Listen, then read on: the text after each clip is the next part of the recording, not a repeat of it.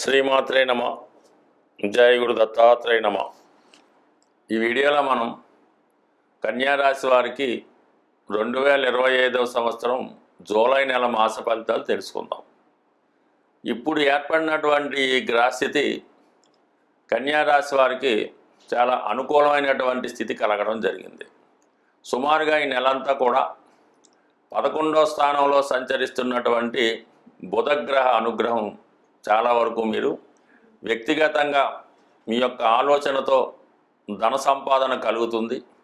అలాగే మీ యొక్క ఫ్రెండ్స్ కానీ బంధువులు కానీ మీకు మీ యొక్క అవసరాలకి తగు విధంగా సహకరించడం జరుగుతుంటుంది. ఏదైనా ఒక కొత్త విషయాన్ని తెలుసుకోవాలని కానీ ఒక కొత్త సబ్జెక్టు నేర్చుకోవాలనే మీ ప్రయత్నం తప్పక నెరవేరుతుంది. చాలా వరకు ఈ కొత్త విషయాలు తెలుసుకునే ప్రయత్నం, ధన సంబంధించిన విషయాల్లో మీరు ఏదైనా ఒక సంస్థలో ఉద్యోగం చేస్తున్నా, లేదంటే మీరు ఒక వ్యాపార సంస్థను నిర్వహిస్తున్నా, మీకు వచ్చినటువంటి లాభాలు కానీ ధనం కానీ దాన్ని పూర్తిగా మీరు అనుభవించలేకపోతుంటారు.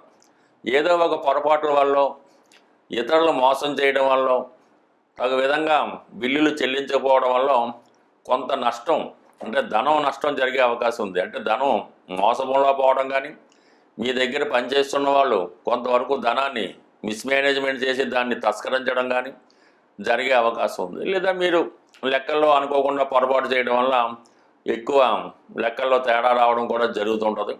సో దీనివల్ల మీ మీద నిందలు వచ్చే అవకాశం ఉంది. అందుకని ఆర్థిక సంబంధించిన విషయాల్లో, వ్యాపార సంబంధించిన విషయాల్లో ఎవరిని సాధ్యమైనంత వరకు ఎంత దగ్గర వాళ్ళైనా నమ్మకుండా ఫైనాన్స్ విషయాలు మీరు జాగ్రత్తగానే చూసుకోవాల్సి ఉంటుంది.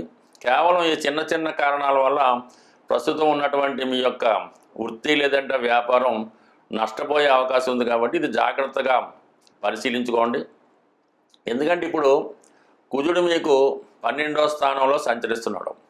తృతీయ అష్టమాధిపతిగా కుజ కేతువులు వే స్థానంలో సంచరించడం వల్ల స్నేహితుల వల్ల, అన్నదమ్ముల వల్ల, సెల్ఫ్ మిస్టేక్స్ వల్ల, పొరపాట్ల వల్ల నష్టపోయే అవకాశం ఉంది.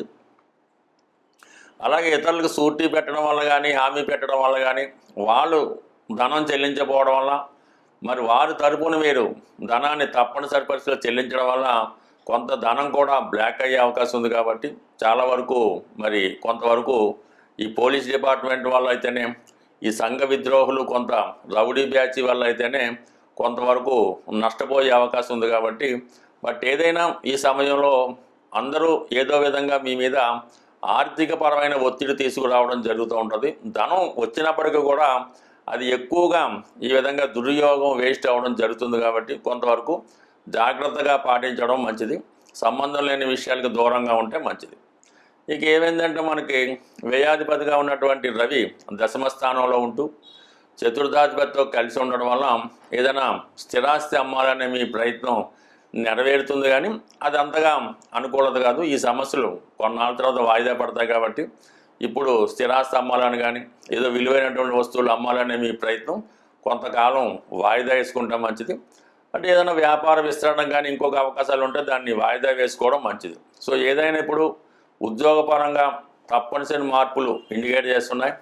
వ్యాపారంలో తప్పనిసరిగా కొంత ఇన్వెస్ట్మెంట్ చేయడం కానీ వేరే చోట మీ వ్యాపారాన్ని విస్తరించడానికి కూడా కారణమవుతుంది. కాబట్టి 1-2 సార్లు జాగ్రత్తగా ఆలోచించి నిర్ణయం తీసుకుంటే మంచిది తప్ప తొందరపడి నిర్ణయాలు తీసుకొని అనవసరంగా ఇన్వెస్ట్ చేయడం వల్ల కొంతవరకు మనీ బ్లాక్ అయ్యే అవకాశం ఉంది.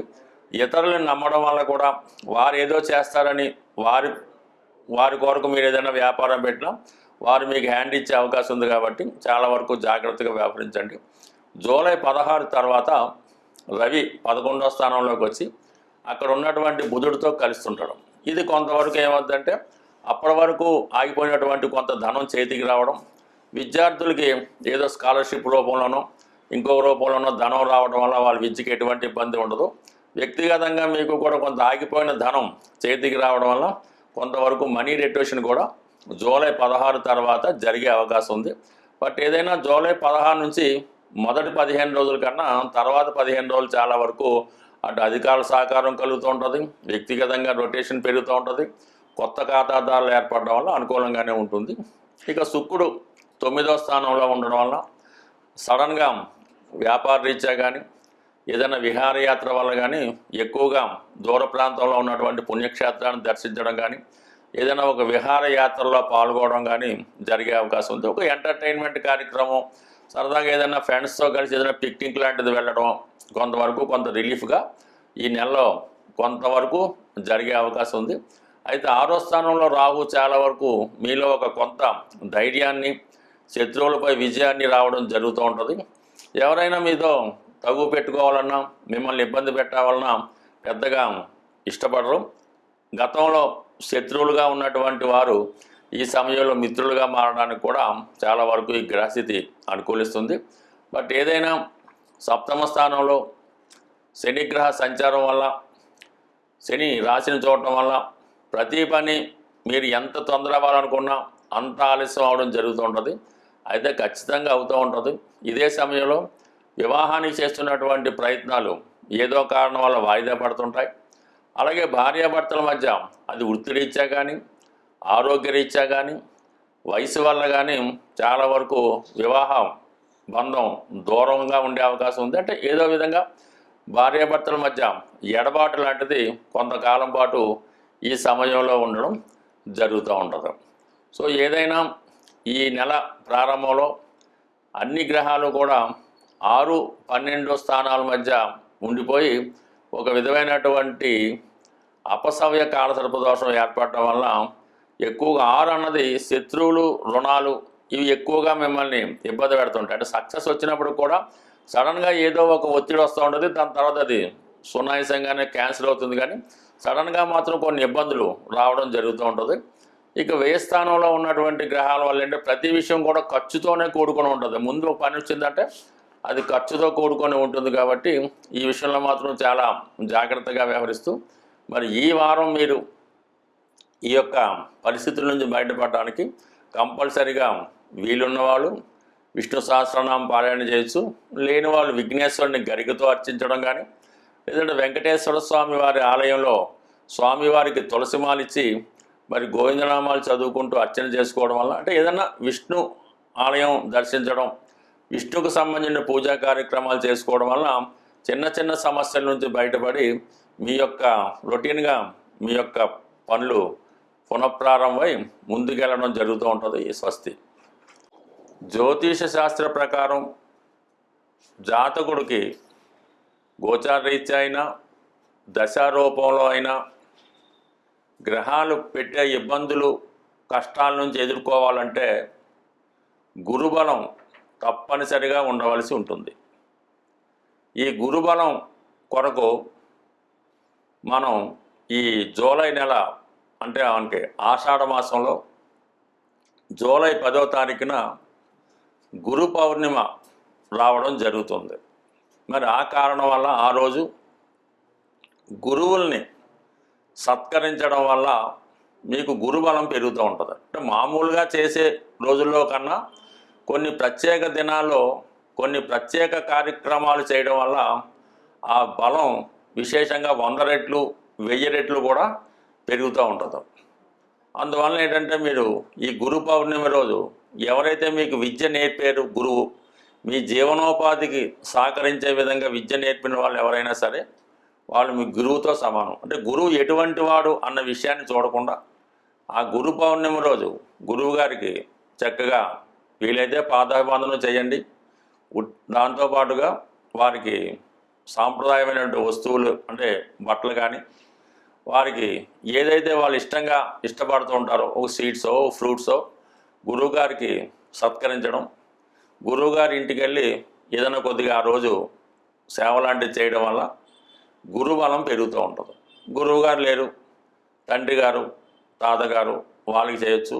లేని పక్షంలో అందరికీ గురువు అయినటువంటి సాయిబాబా వారు, రాఘవేంద్ర స్వామి వారు, దత్తాత్రేయుల వారి ఆలయం దర్శించి విధి విధానంగా ఆ రోజు స్వామివారిని అర్చించడం, ఈ విధంగా గురు పౌర్ణిమ చేసుకోవడం వల్ల గురుబలం పెరుగుతుంది.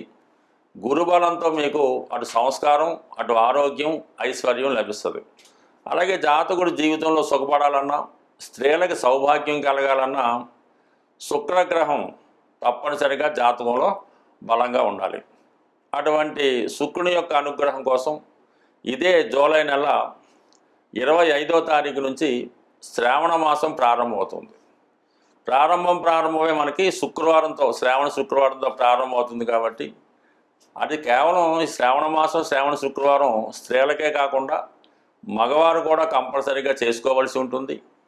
ఆ రోజు కంపల్సరీగా ప్రతి శ్రావణ మాసంలో వచ్చే ప్రతి శుక్రవారం విధి విధానంగా నియమంగా ఉంటూ లక్ష్మీ అమ్మవారి ఆలయంలో అమ్మవారికి సౌభాగ్య వస్తువులు పెడుతూ సాధ్యమైనంత వరకు స్త్రీలకి, అంటే మీరు ఎవరైనా సరే స్త్రీలకి పేరంటం రూపంలో వాళ్ళకి తాంబూలం, దక్షిణ, వస్త్రాలు మీకు ఏది సమకూరితే అది సమకూర్చడం.